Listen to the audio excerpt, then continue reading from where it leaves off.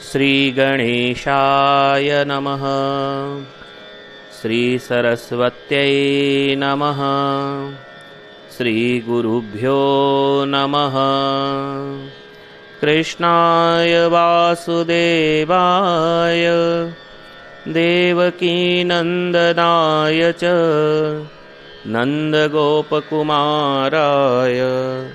गोविंदाय नमो नमः।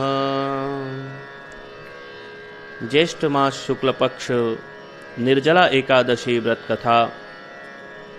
भीमसेन व्यास जी से कहने लगे कि हे पितामह, भ्राता युधिष्ठिर, माता कुंती, द्रौपदी, अर्जुन, नकुल और सहदेव आदि सब एकादशी का व्रत करने को कहते हैं, परंतु महाराज मैं उनसे कहता हूँ कि भाई मैं भगवान की शक्ति पूजा आदि तो कर सकता हूँ, दान भी दे सकता हूँ, परंतु भोजन के बिना नहीं रह सकता। इस पर व्यास जी कहने लगे कि हे भीमसेन, यदि तुम नरक को बुरा और स्वर्ग को अच्छा समझते हो तो प्रति मास की दोनों एकादशी को अन्न मत खाया करो। भीम कहने लगे कि हे पितामह, मैं तो पहले ही कह चुका हूँ कि मैं भूख सहन नहीं कर सकता। यदि वर्ष भर में कोई एक ही व्रत हो तो वह मैं रख सकता हूँ, क्योंकि मेरे पेट में वृक नाम वाली अग्नि है, सो मैं भोजन किए बिना नहीं रह सकता। भोजन करने से वह शांत रहती है, इसलिए पूरा उपवास तो क्या, एक समय भी बिना भोजन किए रहना मेरे लिए कठिन है। अतः आप मुझे कोई ऐसा व्रत बताइए जो पूरे वर्ष में केवल एक बार ही करना पड़े और उस व्रत के करने से मुझे स्वर्ग की प्राप्ति हो जाए। श्री व्यास जी कहने लगे कि हे पुत्र, बड़े बड़े ऋषियों ने बहुत शास्त्र आदि बनाए हैं, जिनसे बिना धन के थोड़े परिश्रम से ही स्वर्ग की प्राप्ति हो सकती है। इसी प्रकार शास्त्रों में दोनों पक्षों की एकादशी का व्रत मुक्ति के लिए रखा जाता है। व्यास जी के वचन सुनकर भीमसेन नरक में जाने के नाम से भयभीत हो गए और कांप कर कहने लगे कि अब मैं क्या करूं?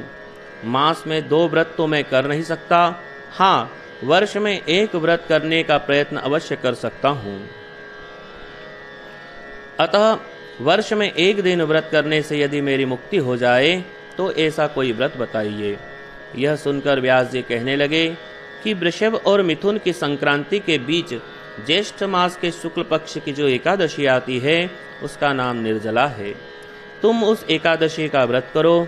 इस एकादशी के व्रत में स्नान और आचमन के सिवा जल वर्जित है।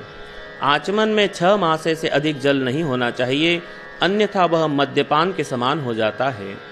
इस दिन भोजन नहीं करना चाहिए, क्योंकि भोजन करने से व्रत नष्ट हो जाता है। यदि एकादशी को सूर्योदय से लेकर द्वादशी के सूर्योदय तक जल ग्रहण न करें तो उसे सारी एकादशियों के व्रत का फल प्राप्त होता है। द्वादशी को सूर्योदय से पहले उठकर स्नान आदि करके ब्राह्मणों को दान आदि देना चाहिए। इसके पश्चात भूखे और सत्पात्र ब्राह्मण को भोजन कराकर फिर स्वयं भोजन कर लेना चाहिए। इसका फल पूरे 1 वर्ष की संपूर्ण एकादशियों के बराबर होता है। व्यास जी कहने लगे कि हे भीमसेन, यह मुझको स्वयं भगवान ने बताया है। इस एकादशी का पुण्य समस्त तीर्थों और दानों से अधिक है। केवल एक दिन मनुष्य निर्जल रहने से पापों से मुक्त हो जाता है।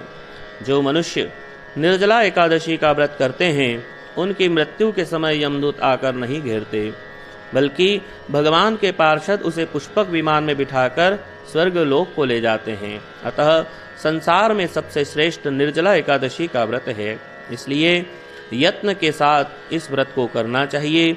उस दिन ओम नमो भगवते वासुदेवाय इस मंत्र का उच्चारण करना चाहिए और गौदान करना चाहिए। इस प्रकार व्यास जी की आज्ञा अनुसार भीमसेन ने इस व्रत को किया। इसीलिए इस एकादशी को भीमसेनी या पांडव एकादशी भी कहते हैं। निर्जला व्रत करने से पूर्व भगवान से प्रार्थना करें कि हे भगवान, आज मैं निर्जला का व्रत करता हूँ, दूसरे दिन भोजन करूँगा। मैं इस व्रत को श्रद्धापूर्वक करूँगा, अतः आपकी कृपा से मेरे सब पाप नष्ट हो जाएं। इस दिन जल से भरा हुआ एक घड़ा वस्त्र से ढककर स्वर्ण सहित दान करना चाहिए। जो मनुष्य इस व्रत को करते हैं उनको करोड़ पल सोने के दान का फल मिलता है, और जो इस दिन यज्ञ आदि करते हैं उनका फल तो वर्णन ही नहीं किया जा सकता। इस एकादशी के व्रत से मनुष्य विष्णु लोक को प्राप्त होता है। जो मनुष्य इस दिन अन्न खाते हैं वे चांडाल के समान हैं और वे अंत में नरक में जाते हैं। जिसने निर्जला एकादशी का व्रत किया है वह चाहे ब्रह्म हत्यारा हो, मद्यपान करता हो, चोरी की हो या गुरु के साथ द्वेष किया हो, मगर इस व्रत के प्रभाव से वह स्वर्ग को जाता है। हे कुंती पुत्र, जो पुरुष या स्त्री श्रद्धा पूर्वक इस व्रत को करते हैं उन्हें अग्रलिखित कर्म करने चाहिए। प्रथम भगवान का पूजन, फिर गोदान, ब्राह्मणों को मिष्ठान्न व दक्षिणा देनी चाहिए तथा जल से भरे कलश का दान अवश्य करना चाहिए। निर्जला के दिन अन्न, वस्त्र, जूते आदि का दान भी करना चाहिए। जो मनुष्य भक्ति पूर्वक इस कथा को पढ़ते या सुनते हैं उन्हें निश्चय ही स्वर्ग की प्राप्ति होती है। भगवान विष्णु को समर्पित निर्जला एकादशी व्रत नियम पूर्वक रखने से व्यक्ति के न केवल वर्ष भर की बल्कि सभी एकादशियों के व्रत का फल उसे मिलता है, बल्कि विष्णु लोक की भी प्राप्ति का द्वार खुल जाता है और व्यक्ति के समस्त पाप कर्म निष्फल हो जाते हैं।